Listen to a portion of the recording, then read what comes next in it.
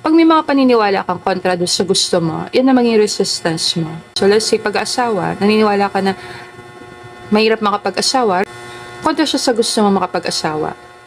So hindi siya makakatulong paniwalaan, parang yan. So better, tanggalin yung resistance na yon.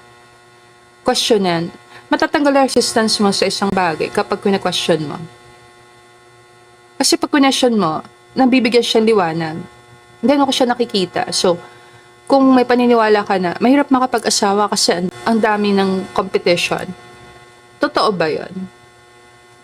Yun ang question. May mga tao ba sa buhay mo nakapag-asawa pa rin sa kabila ng napakaraming competition? May mga kilala ka ba na kinasal lang recently?